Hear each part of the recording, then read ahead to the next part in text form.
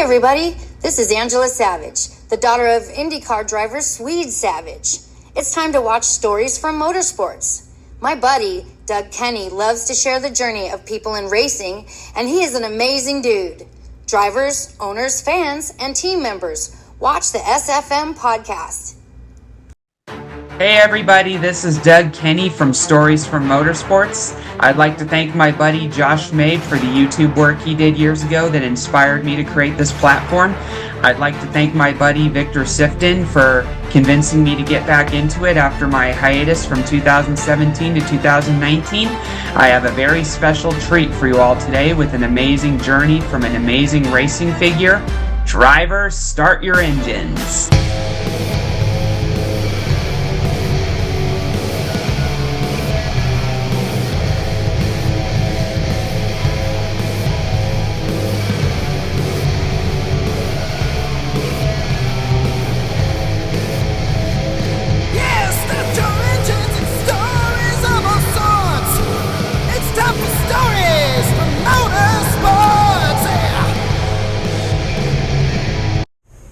Hey everybody, this is Doug Kenny from Stories from Motorsports, and today we have Missy Melissa with us. Hey, how you doing? Hi, I'm good. How are you? Doing good. Where are you at the moment? I am currently at home finally. Ah, nice. Did you just come back from a race or a big weekend? Unfortunately, no. I raced this weekend, but I just got off of work. Ah, what do you do aside from racing?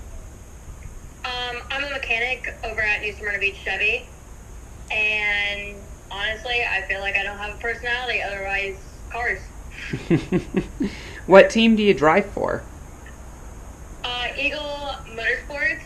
I am a driver for Eddie Evans in his number 3 car. That is incredible. What series are you in? I am currently in the Bomber A division. Ah, where would that rank on the level of racing if you go all the way to from like down under to IndyCar, NASCAR, and all that? Honestly, the Bomber A division is kind of like an entry-level class. It's the 4-cylinder class. So in a way, it's kind of like the beginner class. They have a breakout rule. That way it keeps it kind of beginner-friendly. For new-coming drivers, they keep it under a 24-second lap time. And if you go over that, you'll basically get like a penalty, and it's called the breakout rule, and you'll go down pit row and have to basically start at the back of the pack and then try to catch back up and get your spot back. I see what you mean. Do they issue penalties like that with spinning out someone, whether accidental or not? It's basically a skill level. You got to learn that sweet spot of the car and everything like that. It's kind of a newer rule from my understanding, but it's basically, it can happen accidentally all the time. Most of the time it's accidental because, you know, every driver wants to be fast. Everyone wants to get to the front, so. For sure. You know, as Ricky Bobby says, if you ain't first, you're last. Facts. Yeah. So what got you into racing? Honestly, I've just always had like the drive and love for vehicles. I've always been like a little gearhead, and just the adrenaline of it. Honestly, I just love the feeling of like just a few.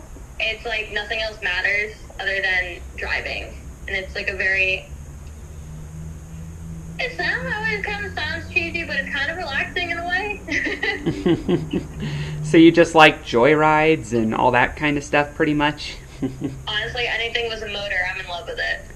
Yeah. Does that mean you've raced in motorcycles, or have you ran motorcycles at all?